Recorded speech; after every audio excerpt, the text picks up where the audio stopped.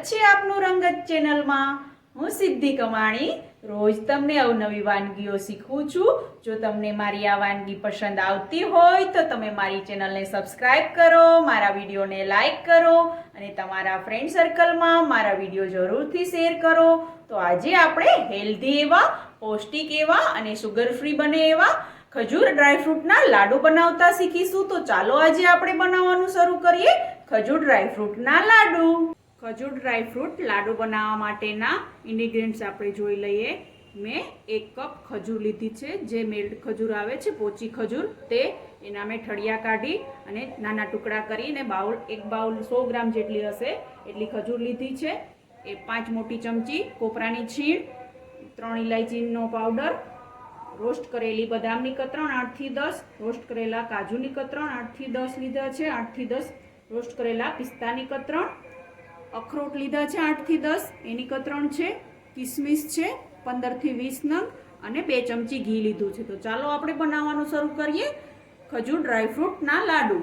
Dry fruit લાડુ બનાવવા માટે આપણે ગેસ ઉપર એક પેન ગરમ કરવા માટે રાખીશું અને એની અંદર આપણે 1 ચમચી ઘી એડ કરીશું અને આપણા જે ડ્રાયફ્રૂટ છે બધા તેને આપણે ફ્રાય કરવા માટે કરી દઈશું। તો હવે ઘી ગરમ થાય એટલે મેં જે બદામની ટુકડા હતા તે એડ કર્યા છે, અખરોટ એડ કર્યું,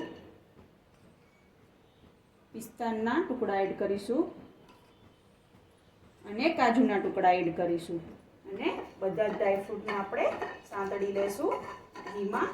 ડ્રાયફ્રૂટ સાંતળીને લાડુમાં ઉપયોગ કરવાથી ખૂબ જ સારો ટેસ્ટ આવે છે।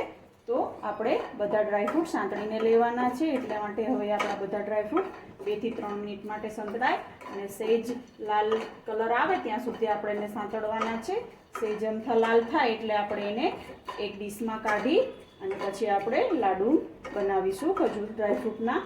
તો આપણા ડ્રાયફ્રૂટ સંતળાય, ગેસની ફ્લેમ સ્લો રાખીને આપણે સાંતળવાના છે। તો આપણા ડ્રાયફ્રૂટ સંતળાય પછી આપણે એક પ્લેટમાં કાઢી લેશું અને પછી પાછું 1 થી 2 ચમચી ઘી એડ કરી અને આપણે ખજૂરને સાંતળીશું અને લાડુ બનાવીશું। તમે જોઈ શકો છો આપણા ડ્રાયફ્રૂટ સંતળાઈ રહ્યા છે। તમે જોઈ શકો છો આપણા ડ્રાયફ્રૂટ સંતળાઈ ગયા છે। હવે આપણે એને એક પ્લેટમાં કાઢી લેશું। આપણા ડ્રાયફ્રૂટ સંતળાઈ ગયા છે। ડ્રાયફ્રૂટની અંદર આપણે જે કિસમિસ લીધી હતી તેને આપણે સાંતળવાની નથી, કારણ કે એને સાંતળશો તો એનો ટેસ્ટ ખરાબ થઈ જશે, એટલા માટે આપણે કિસમિસને એમ જ લેવાની છે। તો હવે આપણે લાડુ બનાવવા માટે પેનની અંદર 2 ચમચી ઘી એડ કરી દઈશું અને જે મેં ખજૂરના ટુકડા કર્યા છે, મેલ્ટ ખજૂર જે આવે છે ચટણીનો, એ ખજૂર મેં લીધો છે। તમે દેશી ખજૂર પણ લઈ શકો છો, એ બી મસ્ત મેલ્ટ થઈ જાય છે। તો હવે આપણું ઘી ગરમ થાય એટલે આપણે ગેસની ફ્લેમ સ્લો રાખીને જ આખી રેસીપી કરવાની છે, કારણ કે આ રેસીપી સ્લો રાખીને બનાવશો તો ખૂબ જ ટેસ્ટી બનશે અને બનાવવામાં પણ તમને આસાની રહેશે। તો એ મેલ્ટ થવામાં પણ ફટાફટ ના થાય એટલા માટે આપણે એને ગેસની ફ્લેમ સ્લો રાખીને જ એડ કરવાના છે। તો હવે આપણે ખજૂર એડ કરી અને એને ગેસની ફ્લેમ સ્લો રાખી અને શેકી લેશું મેલ્ટ થાય ત્યાં સુધી। ખજૂરને આવી રીતે પ્રેસ કરી અને પછી આપણે ઘીની અંદર મિક્સ કરી દેવાના છે, જેથી પ્રોપર રીતે બધા જ ખજૂરમાં ઘી લાગી જાય અને વ્યવસ્થિત રીતે સંતળાય એટલા માટે। અને ખજૂર કડાઈમાં તળીએ દાજે નહીં એટલા માટે આપણે ઘીની અંદર એને શેકવાનો છે અને મેલ્ટ થાય ત્યાં સુધી આપણે ખજૂરને આવી રીતે પ્રેસ કરી અને શેકતું રહેવાનું છે। તો આવી રીતે આપણે બધો જ ખજૂર મેલ્ટ થાય ત્યાં સુધી આપણે શેકી લેશું અને ગેસની ફ્લેમ મીડિયમ રાખીને શેકવાનું છે, નહીં તો ખજૂર દાજી જશે અને ટેસ્ટ પણ સારો નહીં આવે। તો આવી રીતે આપણે બધા જ ખજૂરને શેકી લેશું। તમે જોઈ શકો છો આપણી ખજૂર મેલ્ટ થવા લાગી છે અને મસ્ત ખજૂર અને ઘીની સ્મેલ પણ આવી રહી છે। આ ખજૂરના લાડુ સુગર ફ્રી કહેવાય છે અને ડાયાબિટીસના જે લોકોને ડાયાબિટીસ હોય, તે ગળ્યું ન ખાતા હોય, ખાંડ અને ગોળ, એના માટે પણ આ બેસ્ટ રહેશે, કારણ કે ખજૂર સ્વીટ જ હોય છે અને આમાં આપણે ખાંડ કે ગોળનો ઉપયોગ કર્યા વગર જ ખજૂર ડ્રાયફ્રૂટના લાડુ બનાવવાના છે। તો આ ખૂબ જ હેલ્થી બને છે અને સુગર ફ્રી પણ હોય છે, એટલા માટે તમે પણ ઘરે જરૂર ટ્રાય કરશો અને તમને કેવી લાગી રેસીપી તે મને કમેન્ટ બોક્સમાં જરૂરથી જણાવો।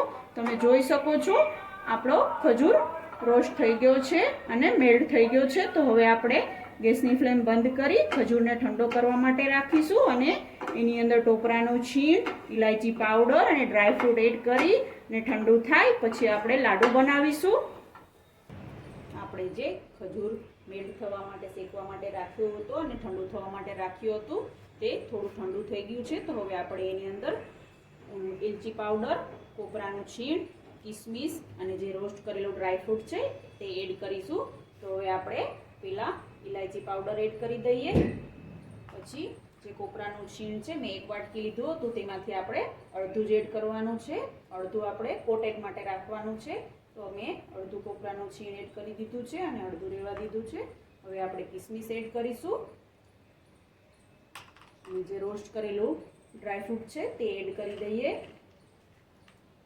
અને બધી જ સામગ્રીને વ્યવસ્થિત રીતે મિક્સ કરી લઈએ અને પછી બધું પ્રોપર મિક્સ થાય પછી આપણે લાડુ બનાવવાના છે. જો તમને મારી આ રેસીપી ગમી હોય તો તમે મારી ચેનલને સબસ્ક્રાઈબ કરો, મારા વિડીયોને લાઈક કરો અને તમારા ફ્રેન્ડ સર્કલમાં મારા વિડીયો જરૂરથી શેર કરો અને તમે પણ ઘરે આ રેસીપી ટ્રાય કરો અને તમને કેવી લાગી તે કમેન્ટ બોક્સમાં જરૂરથી જણાવો અને તમારા સજેશન પણ તમે મને કમેન્ટમાં કરી શકો છો.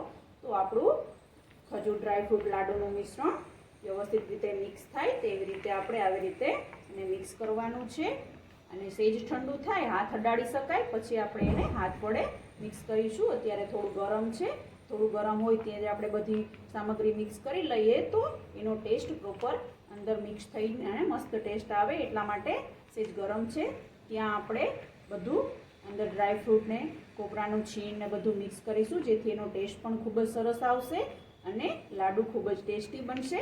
તો બધું જ ડ્રાયફ્રૂટ, કોપરાનું છીણ ને બધું પ્રોપર મિક્સ થાય એ રીતે આપણે મિક્સ કરી અને પછી લાડુ બનાવીશું. થોડીવાર હાથ અડાડી શકાય એટલું ઠંડુ થાય ત્યારે આપણે લાડુ બનાવવાના છે. એકદમ ઠંડુ નહીં થવા દેવાનું, નહીંતર લાડુ બનશે નહીં પ્રોપર રીતે અને વ્યવસ્થિત શેપમાં પણ નહીં આવે. તો થોડું ઠંડુ થાય હાથ અડાડાય એટલું ત્યાર પછી આપણે એના લાડુ બનાવીશું. તમે જોઈ શકો છો પ્રોપર રીતે મિક્સ થઈ ગયું છે. હવે આપણે થોડીવાર ઠંડુ થાય પછી લાડુ બનાવી લેશું.